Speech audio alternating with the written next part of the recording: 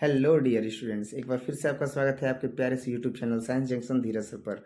और आज के इस वीडियो में हम लोग कंप्लीट करने वाले हैं exercise 11.1 mathematics 12th class second book. Exercise 11.1 जो है वो हम लोग कंप्लीट करेंगे।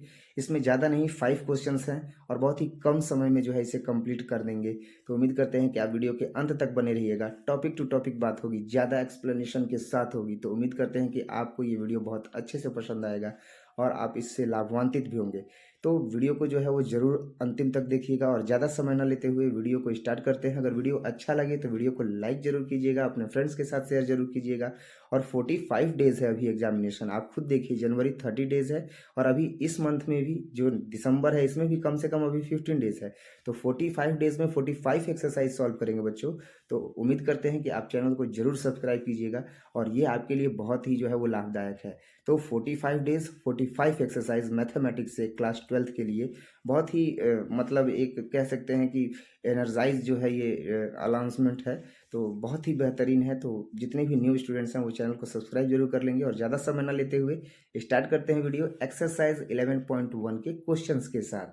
ठीक है बच्चों। 11.1 का जो पहला क्वेश्चन है बच्चों, वो पहला क्वेश्चन यहाँ पर हम सबसे पहले देखेंगे। दिया गया है कि यदि एक रेखा एक्स वाई और जेड अक्षों के साथ क्रमशः 90 डिग्री 135 डिग्री और 45 डिग्री का कोण बनाती है तो इसका दिक् कोसाइन ज्ञात करना है। तो देखिए, सबसे पहले तो दिक् कोसाइन जो होता है वो एल एम एन होता है। तो मानेंगे कि माना कि रेखा का दिक् कोसाइन एल एम एन है। माना कि रेखा का दिक् कोसाइन कितना है? तो रेखा का दिक् कोसाइन एल एम एन है। अब जैसे ही हमने ये मान लिया तो यहाँ पर जो है वो दिक् कोसाइन को cos alpha cos beta cos gamma से सूचित करते हैं। तो लिखेंगे cos alpha cos beta cos gamma. तो cos alpha cos beta cos gamma हुआ तो अल्फा का मान 90 डिग्री है ना, तो हो जाएगा कॉस 90 डिग्री। कॉस 90 डिग्री का मान होता है 0। इसके बाद हो गया कॉस 135 डिग्री बीटा का मान। तो कॉस 135 डिग्री को हम क्या लिख सकते हैं? कॉस 180 डिग्री और माइनस 45 डिग्री, जिसका मान कितना हो जाएगा? तो जिसका मान हो जाएगा माइनस कॉस 45 डिग्री। और माइनस कॉस 45 डिग्री हो गया तो ये हो जाएगा माइनस कॉस 45 डिग्री का मान कितना होता है? 1/√2। अब जो है वो हमने देखा कि ये हो गया कॉस बीटा, ये भी हो गया कॉस बीटा का मान। अब हमें चाहिए कॉस गामा का मान। तो कॉस गामा का मान कितना हो जाएगा? तो कॉस और गामा का मान यानी 90 डिग्री हो गया, 135 डिग्री हो गया। तो अब क्या बचा है? 45 डिग्री। तो कॉस 45 डिग्री का मान तो स्पष्ट है कि 1/√2 होगा। तो ये हो गया cos gamma is equal to 1/√2। अब ये जैसे ही मान मिला तो जो ये मान मिला है ना, यही इसका दिक् कोसाइन हो गया। क्लियर है ना? तो यहाँ पर जो है हम लिखेंगे कि अतः रेखा का दिक् कोसाइन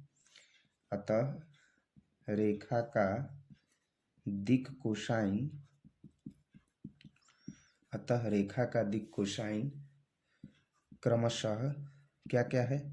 तो 0 है, -1/√2 है और 1/√2। क्लियर है? अब जो है वो दूसरा प्रश्न देखेंगे। तो इस एक्सरसाइज का जो दूसरा क्वेश्चन है बच्चों, वो दिया है कि एक रेखा का दिक् कोसाइन ज्ञात कीजिए जो निर्देशांकों के साथ या जो निर्देशांशों के साथ यानी निर्देश अक्षों के साथ समान कोण बनाता है। तो जो समान कोण बनाता है उसका चर्चा करेंगे और लिखेंगे कि माना कि जो एक रेखा है वह निर्देशांशों के साथ जो कोण बनाता है समान कोण, वो अल्फा है, ठीक है, या बीटा है मान लेंगे। माना कि रेखा द्वारा निर्देशांशों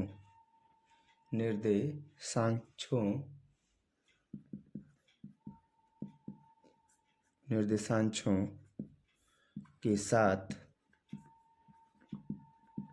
बना समान कोण थीटा मान लेते हैं। बना समान कोण बराबर थीटा है।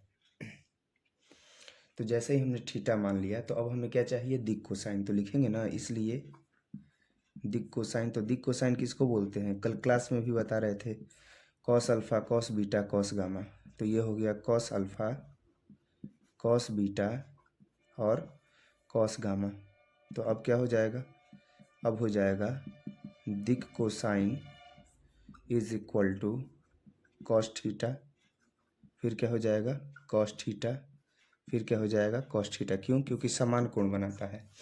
ऐसी स्थिति में चूँकि हम जानते हैं कि दिक कोसाइनों के बीच संबंध होता है L square plus M square plus N square is equal to 1, तो ये हो जाएगा कॉस थीटा का स्क्वायर प्लस कॉस थीटा का स्क्वायर प्लस कॉस थीटा का स्क्वायर इज इक्वल टू 1। तो अब ये क्या हो जाएगा, ये हो जाएगा cos square theta, cos square theta और ये भी हो जाएगा cos square theta is equal to 1। तो 1 cos square theta 1 cos square theta 1 cos square theta is equal to हो जाएगा 3 cos square theta is equal to 1। तब cos square theta is equal to हो जाएगा 1/3 और cos theta is equal to हो जाएगा 1 और बाई 3 और स्क्वायर इधर आया तो अंडर रूट। तो अब क्या हो गया, तो अब हो गया cos theta is equal two plus minus 1/√3। अब इस तरीके से हम देख रहे हैं कि जो कॉस थीटा का मान आया वो प्लस माइनस 1/√3 आया। तो इसी तरीके से कॉस अल्फा कॉस थीटा के बराबर है, कॉस बीटा कॉस थीटा के बराबर है, कॉस गामा कॉस थीटा के बराबर है। तो दिक कोसाइन समान आ जाएगा। तो लिखेंगे इसलिए दिक कोसाइन क्रमशः क्या होगा, तो क्रमशः plus minus 1/√3 plus minus 1/√3 plus minus 1/√3 होगा। और यही जो है इस क्वेश्चन का आंसर हो जाएगा। तो अभी जो है वो हम लोगों ने क्वेश्चन नंबर 2 देखा बच्चों। अब हम देखेंगे क्वेश्चन नंबर 3। क्वेश्चन नंबर 3 में जो है वो दिया गया है कि एक रेखा का दिक अनुपात -18, 12 और -4 है, तो दिक कोसाइन क्या होगा। तो जो क्वेश्चन नंबर 3 दिया है बच्चों, सबसे पहले उसको नोट कर लिए कि क्वेश्चन नंबर 3 में जो है वो दिक अनुपात दिया है। तो लिखेंगे कि दिया गया दिक अनुपात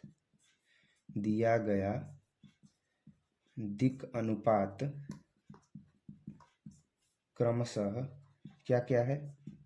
तो दिया गया दिक अनुपात है -18, 12, -4 है।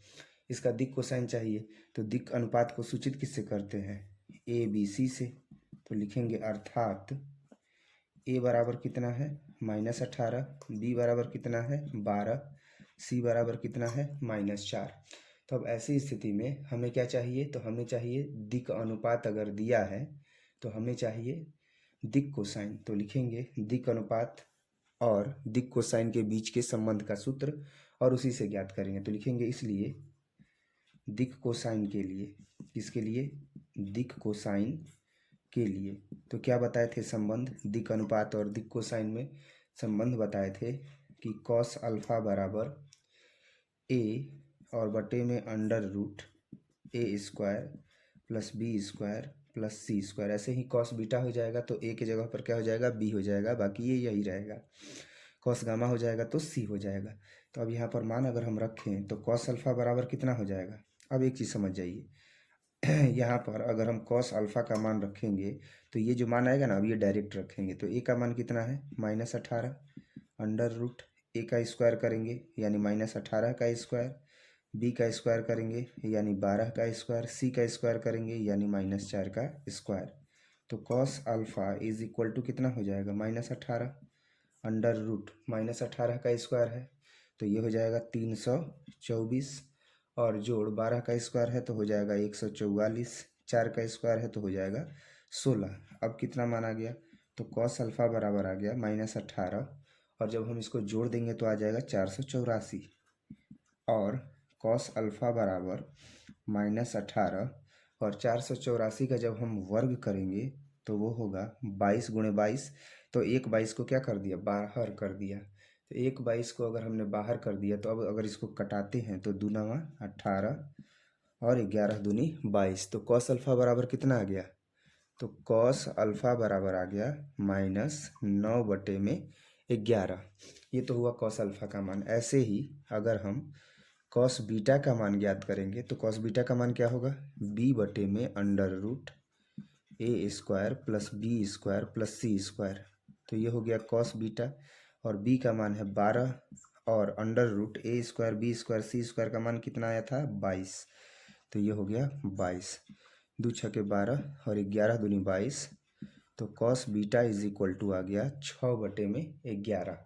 ठीक इसी प्रकार से अगर हम कॉस गामा का मान ज्ञात करेंगे तो होगा c/में अंडर रूट ए square plus B square plus सी स्क्वायर। तो हो जाएगा cos gamma is equal to c का मान है -4 अंडर रूट है a square plus B square plus C square, जिसका मान कितना आया था तो 484।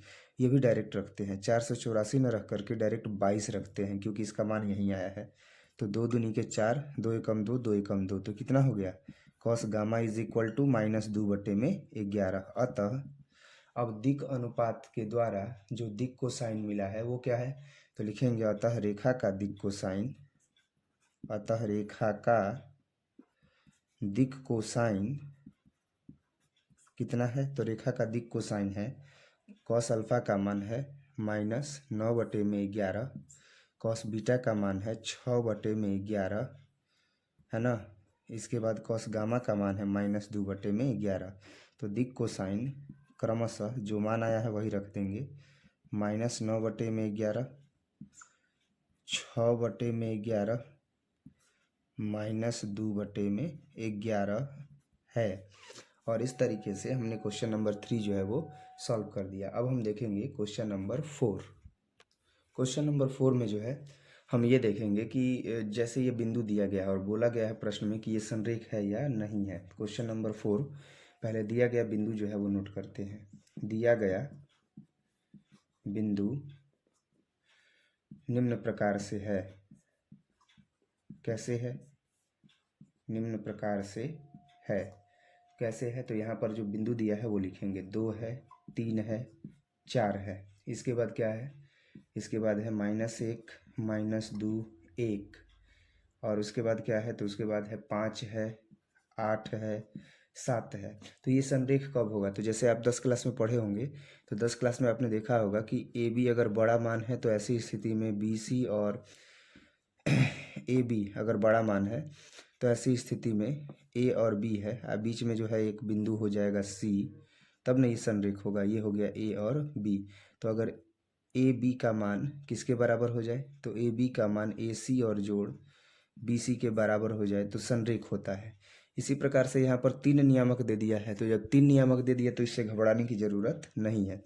यहाँ पर जैसे 2 बिंदु होता था तो 2 बिंदु के लिए x2 - x1 करते थे, तो 3 बिंदु है तो लिखेंगे अंडर रूट x2 - x1 का whole square plus y2 - y1 का whole square plus z2 - z1 का होल स्क्वायर। तो सबसे पहले जो है वो हम पहले वाले को a मानेंगे, दूसरे वाले को b और तीसरे वाले को c। तो हम ए बी का ही मान निकाल लेते हैं।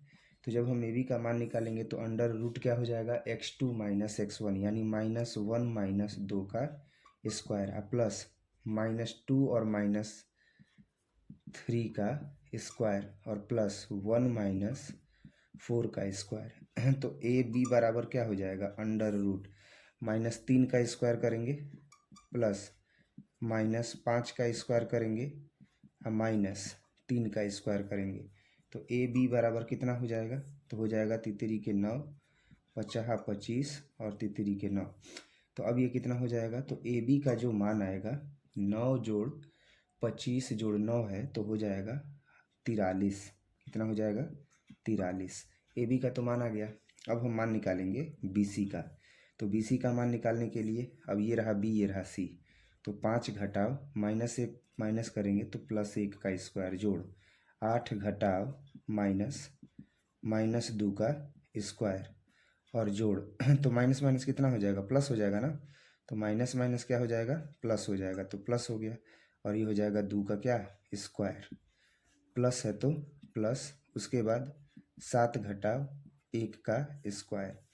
B C is equal to 5 और 1 कितना हो जाएगा 6 का स्क्वायर, 8 और 2 कितना हो जाएगा 10 का स्क्वायर और 7 में से 1 गया 6 का स्क्वायर। अब यहाँ पर जो मान आएगा वो हो जाएगा 6 के 36, 10 दहा में 100 और ये भी हो गया 36, 36 और 36 72। तो ये कितना हो जाएगा अंडर रूट 172। अंडर रूट 172 हो गया, तो ये हो गया बी सी का मान। तो बी सी जो है वो कितना आ गया, बी सी का जो मान है √172 आया, जिसको हम लिख सकते हैं 2√43। अब इसके बाद जो है वो हम देखेंगे बी सी के बाद मान निकालेंगे सी ए का। क्लियर है? तो सी ए का जो है वो हम मान देखते हैं कि सी ए का मान कितना है। तो सी ए का मान जो है वो हो जाएगा 5 घटाव 2 का स्क्वायर, क्योंकि हमने इसको ए माना, इसको बी माना और इसको सी लिख भी देते हैं, ये ए, ये बी और ये सी। तो 5 घटाव 2 का स्क्वायर जोड़ 8 घटाव 3 का स्क्वायर और जोड़ 7 घटाव 4 का स्क्वायर। तो अब हम क्या करेंगे यहाँ पर, तो जैसे ही ये मान हमें मिला तो सी ए बराबर स्पष्ट हो गया ना कि 5 में से 2 गया तो 3 का स्क्वायर, 8 में से 3 गया तो 5 का स्क्वायर, 7 में से 4 गया तो 3 का स्क्वायर। तो सी ए बराबर हो क्या गया, तितरी के 9, 50 25 और तितरी के 9। तो सी ए बराबर कितना हो गया, तो 25 जोड़ 9 जोड़ 9, तो 25 जोड़ 9 जोड़ 9 आया, तो इसका मान हो जाएगा 43। अब यहाँ पर हम जो सबसे बड़ा मान है वो देखेंगे। तो बी सी है सबसे बड़ा मान, तो संरेख होने के लिए क्या होना चाहिए, संरेख होने के लिए जो कंडीशन है बड़ा मान बी सी है, तो बी सी रखेंगे, दो छोटे मानों के योगफल के बराबर होना चाहिए, तो ए बी जोड़ सी ए होना चाहिए। तो बी सी का मान कितना है, 2√43 है, ए बी का मान √43 है, सी ए का मान √43 है। तो 2√43 हो गया। तो लिखेंगे इसलिए LHS बराबर RHS हो जाएगा। अतः जो बिंदु है वो क्या है, संरेख है। लिखेंगे अतः तीनों बिंदुएं संरेख हैं, अतः तीनों बिंदुएं संरेख हैं। और इस आधार पर हमने ये साबित कर दिया कि तीनों जो बिंदु है वो क्या है, संरेख है। अब देखेंगे क्वेश्चन नंबर 5। अगर आपको क्वेश्चन न समझ में आ रहा हो तो जिस पॉइंट पर भी आपको अगर समस्या है तो आप ज़रूर उसे पूछिएगा। और अगर वीडियो अच्छा लग रहा हो तो वीडियो को लाइक कीजिएगा और चैनल को सब्सक्राइब जरूर कीजिएगा, ताकि जितने भी नए वीडियोज़ हैं वो आप तक पहुंचते रहें। ठीक है, अब हम देखेंगे क्वेश्चन नंबर 5। देखते हैं क्वेश्चन नंबर 5 बच्चों। क्वेश्चन नंबर 5 जो है वो दिया गया है कि एक त्रिभुज की भुजाओं के दिक् कोसाइन ज्ञात कीजिए यदि त्रिभुज के शीर्ष बिंदु। तो मान लेते हैं कि जो ए का नियामक है, यानी ए का जो शीर्ष, त्रिभुज का जो ए शीर्ष है उसका ए का जो नियामक है वो है 3, 5 -4। फिर जो बी का नियामक है वो है -1, 1, 2। जो सी का नियामक है वो है -5, -5, -2। अब ये जब मान आया तो ऐसी स्थिति में हम सबसे पहले अगर भुजा ए बी का दिक् अनुपात निकालें, क्योंकि हमें दिक् कोसाइन चाहिए, सिंपल सी चीज़ है, और दिक् कोसाइन चाहिए और यहाँ पर नियामक दिया हुआ है। तो जब नियामक दिया हुआ है तो इसमें x1, x2, x3, y1, y2, y3, z2, z1, z3 ये तीनों मान है। तो दिक् अनुपात निकालना आसान है, क्योंकि दिक् अनुपात क्या होता है, दिक् अनुपात अगर निकालेंगे तो x2 - x1, y2 - y1 और z2 - z1। तो दो दो भुजाओं का जो है वो दिक् अनुपात निकालेंगे, क्योंकि हमें त्रिभुज की भुजाओं का दिक् कोसाइन ज्ञात करना है। तो त्रिभुज में 3 भुजाएं होती हैं, तो 3 भुजाएं होती हैं, तो इसलिए हम तीनों भुजाओं का दिक् कोसाइन ज्ञात करेंगे। तो लिखेंगे भुजा ए बी के लिए। तो भुजा ए बी के लिए क्या होगा, तो भुजा ए बी के लिए अगर हम देखें तो भुजा ए बी के लिए सबसे पहले हम दिक् अनुपात निकालेंगे। तो दिक् अनुपात कितना होगा, तो दिक् अनुपात होगा x2 - x1 यानी -1 - 3। इसके बाद y2 - y1 यानी 1 - 5। फिर इसके बाद होगा z2 - z1 यानी 2 - -4, तो ये हो जाएगा +4। तो दिक् अनुपात कितना हो जाएगा, हो जाएगा दिक् अनुपात बराबर -4, -4, 4 और 2 कितना हो जाएगा, 6 हो जाएगा।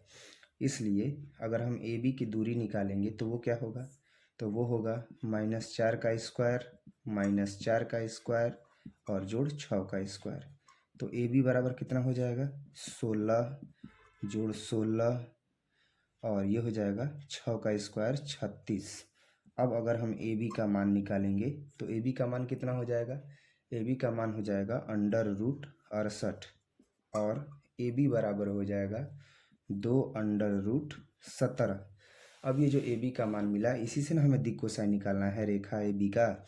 तो लिखेंगे इसलिए रेखा ए बी का दिक् कोसाइन, रेखा ए बी का दिक कोसाइन, रेखा ए बी का दिक कोसाइन क्या हो जाएगा, तो उसके लिए होगा ए बटे में अंडर रूट ए square plus B square plus सी स्क्वायर, बी बटे में अंडर रूट ए square plus B square plus सी स्क्वायर, सी बटे में अंडर रूट ए square plus B square plus सी स्क्वायर। अब हम इसका मान रख देंगे, तो इसका मान रखेंगे तो क्या होगा, ए के बटे में कितना हो जाएगा, तो ए का जो मान है वो -4 है, पहला मान -4, अब बटे में अंडर रूट ए square plus B square plus सी स्क्वायर का मान तो 2 अंडर रूट 17। इसके बाद क्या होगा, तो बी का भी मान है -4, ये भी कितना हो जाएगा, ये भी हो जाएगा 2 अंडर रूट 17। इसके बाद कितना है, 6 है, और ये हो जाएगा 2 अंडर रूट 17, 2 तिहाई 6, 2 दूनी के 4, 2 दूनी के 4, तो कितना हो जाएगा -2 बटे में अंडर रूट 17, -2 बटे में अंडर रूट 17 और 3 बटे में अंडर रूट 17। क्लियर है, यही जो है इसका क्या हो जाएगा, आंसर हो जाएगा। अब इसके बाद जो है हमें भुजा ए बी का मिला है, अभी हमें किसका निकालना है, तो निकालना है भुजा ए बी के बाद बी सी, तो भुजा बी सी के लिए, तो भुजा बी सी के लिए क्या हो जाएगा, तो भुजा बी सी के लिए अब दिक अनुपात की ओर निकालना है, तो भुजा बी सी के लिए दिक अनुपात निकाल के इसके बीच की जो है वह दूरी भी हम क्या करेंगे, ज्ञात करेंगे।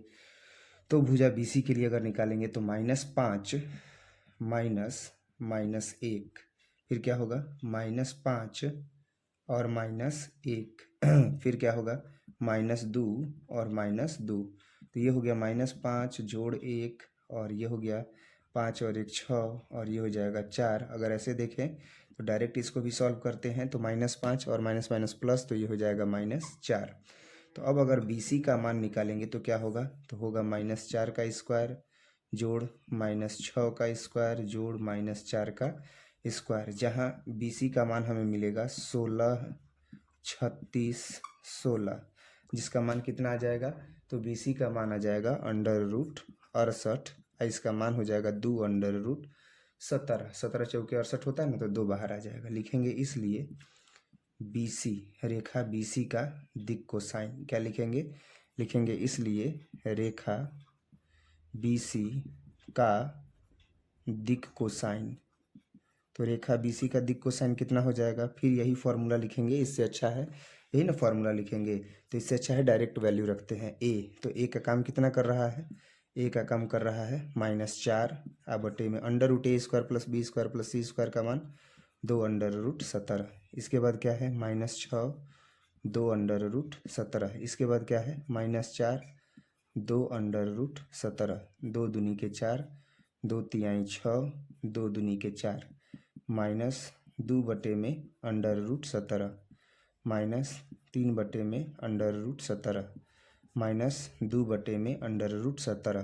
तो ये जो मान आया ना, ये मान किसका है, ये मान है रेखा बी सी के लिए, ये मान किसके लिए है, रेखा बी सी के लिए। अभी हमें मान किसका चाहिए, तो अभी हमें मान चाहिए रेखा सी ए, रेखा सी ए का जो है वो दिक अनुपात चाहिए, सॉरी दिक अनुपात चाहिए और उसके बाद उसका दिक कोसाइन। तो अभी हमने रेखा ए बी का जो है वो दिक कोसाइन निकाला और रेखा बी सी का दिक कोसाइन निकाला। अब जो है वो हम निकालेंगे रेखा सी ए का दिक कोसाइन। तो रेखा सी ए का दिक कोसाइन निकालेंगे तो लिखेंगे रेखा सी ए का दिक अनुपात, सबसे पहले तो यही चाहिए, तो इसका पहले जो है वो हम क्या निकालेंगे, दिक अनुपात निकालेंगे। तो इसका दिक अनुपात कितना हो जाएगा सी ए का, तो ये हो जाएगा x2 - x1, तो -5 घटाओ -3, y2 - y1 तो हो जाएगा -5 घटाओ -5, z2 - z1 तो हो जाएगा -2 घटाओ -4 है तो माइनस माइनस +4, तो ये हो जाएगा 5 3 8 -10 और -2 और जोड़ 4 है तो ये हो जाएगा 2। अब ये जो है वो दिक अनुपात हमें मिल चुका है, अब हमें चाहिए दिक कोसाइन, तो लिखेंगे इसलिए रेखा सी ए का दिक कोसाइन। तो रेखा सी ए का अगर हम दिक कोसाइन निकालेंगे तो फॉर्मूला क्या होता है, अब तो मिटा दिए हैं तो फिर से लिख देते हैं a by under root A square plus B square plus C square, B by under root A square plus B square plus C square, C by under root A square plus B square plus C square. तो A का मान कितना है -8। अब इसका जो है वो अंडर रूट में मान भी तो निकालना है, तो निकाल लेंगे, एक जगह निकालेंगे वही मान रख देंगे, तो ये हो जाएगा -8 का स्क्वायर जोड़ -10 का स्क्वायर जोड़ 2 का स्क्वायर। इसी तरीके से b का मान रखेंगे तो कितना है -10, और उसके बाद √-8 का स्क्वायर -10 का स्क्वायर जोड़ 2 का स्क्वायर।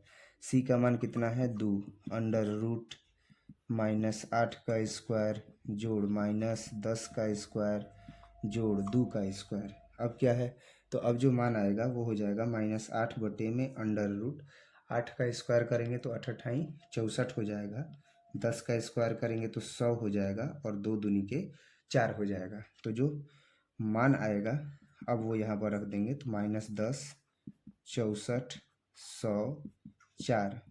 अब इसके बाद क्या हो जाएगा 2, और ये हो जाएगा 64 100 और 4। तो अब ये कितना माना जाएगा, अब ये माना जाएगा 8 बटे में, अगर √ है तो 168 है ना, 100 है और 64 4 68, तो हो जाएगा 168। ये कितना हो जाएगा, तो -10 बटे में √168, ये कितना हो जाएगा 2 बटे में √168। अब इसको अगर हम हल करते हैं 168 को, तो 42 चौके 168 होता है ना, तो 2 दूनी के 4 बाहर निकल आएगा 2, तो ये हो जाएगा -8 2, और 42 चौके होता है ना, तो 42 हो गया, ये हो जाएगा -10 और 2 √42 हो जाएगा, ये भी हो गया 2, और ये हो जाएगा 2 √42 हो जाएगा। इस तरीके से हम अब यहाँ पर अगर कैंसिल करना चाहें तो कैंसिल हो सकता है, 2 चौके 8, 2 पाँचे 10, और 2 से 2 कट गया, तो कितना आ गया, अब यहाँ आ जाएगा -4 बटे में √42 -5 बटे में √42, और ये हो जाएगा 1 बटे में √42, है ना, 1 बटे में √42। तो c का मान जो है वो अगर हम देखें तो c का मान क्या होगा, c का मान होगा, c का मान अगर देखें तो -2 है, और ये क्या है -4 है, यहाँ पर जो है वो दिया गया है -4 और -2। 1 मिनट बच्चों, ये जो है वो -2 है ना, और -2 के बाद जो है वो -4 है। क्लियर है, बिंदु प्रश्न में जो बिंदु दिया गया है वो -4 ही है, और यहाँ पर जो है वो बिंदु -2 ही है। तो अब यहाँ पर अगर हम करते हैं तो क्या हो जाएगा, C2 - C1, तो -2 और -4 करेंगे, तो ऐसी स्थिति में क्या हो जाएगा, ऐसी स्थिति में जो मान होगा वो हो जाएगा -2 और माइनस माइनस हो जाएगा +4, तो 2 आएगा, +2 आएगा। तो इस तरीके से जो है वो हम लोगों ने क्या किया, तो हम लोगों ने यहाँ पर मान रख दिया। अब एक चीज़ ध्यान दीजिएगा, यहाँ पर हम यहाँ पर एक चीज़ जो है वो कर सकते हैं, जो यहाँ पर थोड़ा सा मिस्टेक हुआ है उसको सुधार देते हैं, क्योंकि मिस्टेक जो हुआ है वो हुआ है कि CA है ना, तो CA का अगर मान हम निकालते हैं तो x2 - x1 करते हैं ना, तो x2 का काम जो है वो क्या कर रहा है, यहाँ पर C और A है, तो x2 का काम ये ना कर रहा है, 3 कर रहा है। तो जब x2 का काम ये कर रहा है तो इसको थोड़ा सा सुधार देंगे बच्चों, क्योंकि हमने जो है वो बिंदु C को जो है वो मान लिया है, x2 - x1 है, तो 3 और घटाव क्या हो जाएगा, घटाव 5। अब इसके बाद क्या है, इसके बाद है 5 घटाव 5, इसके बाद क्या है, तो -4 है और घटाव 2 है, तो ये हो जाएगा 2, तो 5 माइनस माइनस प्लस 3 8 हो जाएगा, माइनस माइनस प्लस 10 हो जाएगा, और माइनस प्लस माइनस होगा, तो ये हो जाएगा -2, यानी A की जगह पर +8 रखेंगे, B की जगह पर +10 रखेंगे, और C की जगह पर -2 रखेंगे। ठीक है, अब ये जो क्वेश्चन है वो बन गया, माइनस और माइनस प्लस हो गया, और ये माइनस है ना, ये भी प्लस है और ये माइनस।